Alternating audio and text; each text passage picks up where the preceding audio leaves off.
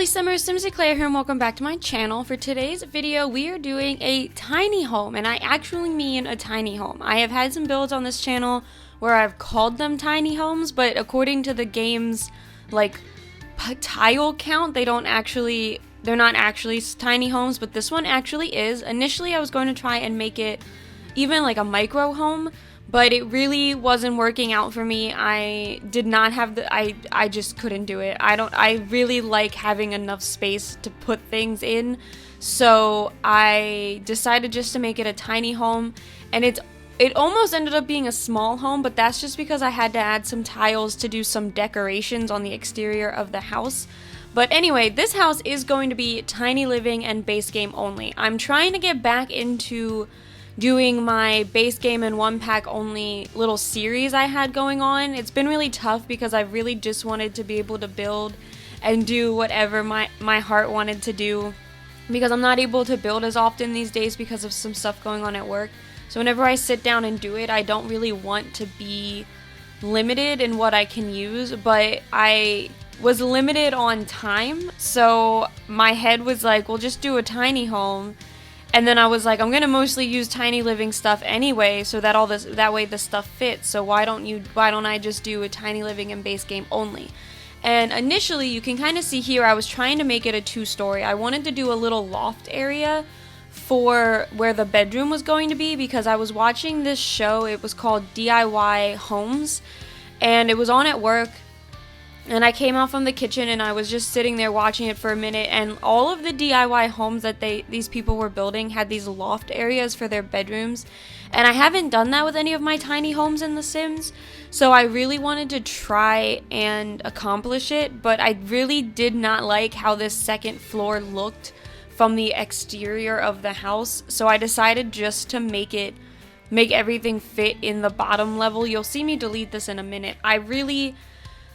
I'm a fan of making sure my builds look the most aesthetically pleasing from the exterior, and with the detail work I wanted to put on the exterior of the house, these trims here, I needed to add like a second floor without any walls on it, and it was going to take up tile counts, and I didn't like how it just looked so weird being this little box that's sticking up from the right side of the house. So I did decide just to delete it, and as you can see, I did end up adding those roof trims. After I deleted that second story, I had enough tiles to go ahead and place what I needed to get those roof trims to work. And then here I'm going through adding these base game debug little poles.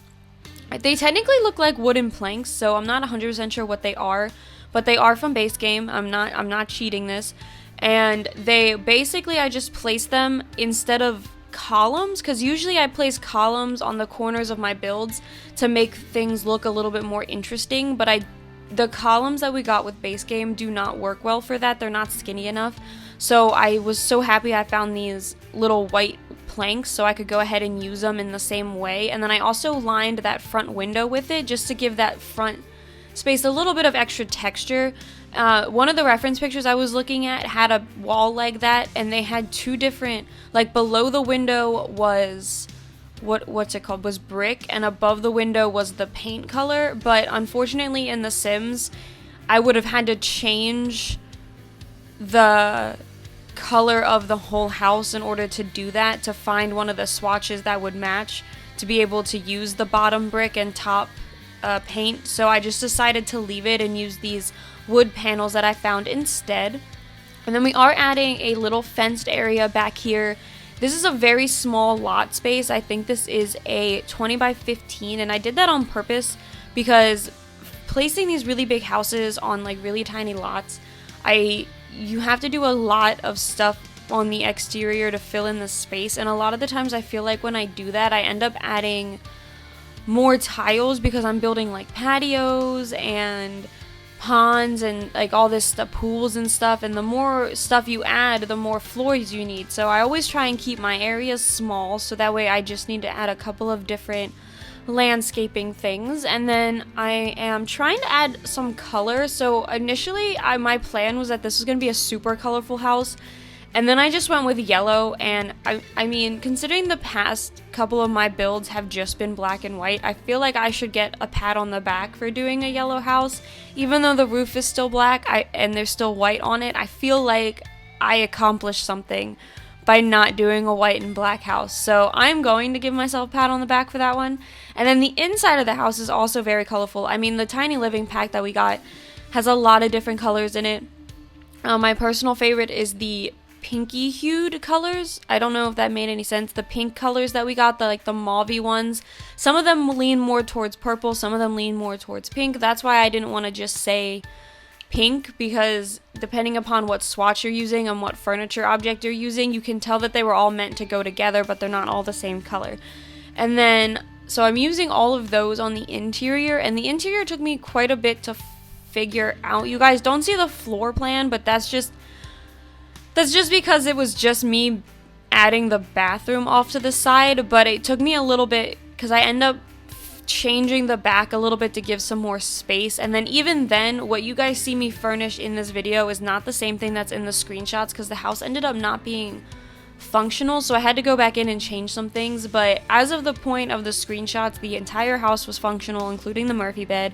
So I am excited about that one. The last time I tried to put a Murphy bed in one of my builds, it ended up killing my sim, so I never actually figured out if it was functional or not, because I don't know if it killed the sim because it wasn't functional, or if it killed the sim because they're Murphy beds and they don't like me. But anyway, now we're on into the interior. So this is the bathroom. I always make my bathrooms big. I've gotten some comments on my channel that my tiny homes, the bathrooms should be smaller, but I always make my bathrooms bigger. I cannot stand having to do those cheats where you just put a shower above your toilet and then your sim stands in front of the toilet to take their shower. I hate that. I cannot fathom it. And we got all these nice stuff for bathrooms with tiny living, so I was like, I'm just gonna go ahead and do this. And I think it works better, because the one thing that your sims, the one thing I always have issues with my sims trying to work around is their bathrooms. I have done things in kitchens that I thought weren't going to work, and they worked. I've done things with living rooms and bedrooms that I thought weren't going to work, and they've worked. But every single time I do something with a bathroom, it doesn't work. So I try not to mess with that one that much. And then now we're in the kitchen, a very small kitchen, which is quite fitting. Base game countertops and refrigerators and stoves. Obviously, I'm using the tiny living shelf. I do end up moving it because I was a little concerned that it's sticking out from the wall like that would block your sim from using the stove. So I do end up putting it where that picture frame that I added is, and I just take away the shade over the window so that way it fits a little bit better. And then I'm adding this half wall here next to the refrigerator, so that way I kind of had this blocked off area. Initially I was going to add a TV. You can see me doing it here, but I do end up kind of changing the layout, because since there's no bedroom, I did know that I needed a Murphy bed, and the Murphy bed really only fit perfectly in this corner over here. And I thought that it would be kind of weird to have the Murphy bed with the couch and then the TV all the way on the other side, and then have to have another seating area so that way Sims could see the TV. So I did decide just to move the TV and use one of the smaller units. And I kind of just moved the door over so I could add this second chair. And I tried to make it real cute by doing these two different sized coffee tables. I do end up deleting them though, because I wasn't sure if the Murphy bed would be able to fold down with them there, and I didn't want my sim to have to go in and add those to their inventory every time they went to bed. But I do add a little table here. I do end up changing which table this is. I end up making it the poof because it was a little shorter, so I thought it looked better next to this TV unit. But I placed some base game wall decorations, and then this tiny living little tray that we got with the plant and the candles, and then there's some book decorations on there as well. And then going over here, I do add a little table. I thought that made the most sense for this corner. I was going to add a desk, but then I realized the sim really didn't have anywhere that they could eat, so I did decide just to go ahead and add the table. And then towards the end, I put a laptop on the table, so there's one chair that's right now that's usable for the sim to eat, and then there's one that has the computer on it. But obviously when you get into the game, then your sim can just put the laptop in their inventory, and then both of the chairs will be usable for eating. And then going over here, this is where I said I changed the poof, and I decided to go with the purple color. I was going with kind of, like I said, I was doing the purple pinky hues, and then I was also doing some pops of orange. So I decided, since I had the orange tray, I was going to do the purple poof. And now we're going on into the exterior. So this does change a lot. I end up using one of the smaller all glass doors because what ended up not being functional was the Murphy bed. So I had to extend the area where the Murphy bed is by one tile, so I had to shorten the area where the stairs were, and then the door just looked way too big. So I do end up changing the door to one of like the single panel all glass. But that's pretty much the biggest change. And then out here I'm just adding a couple of planting boxes because having a tiny living house gives you extra like bonus points for planting and stuff, so I always try and add some planter boxes for tiny homes. But besides that, that is it for this build, so I hope you all enjoyed this one. If you did, please be sure to leave a like and subscribe to my channel, and I will see you all next time. Bye!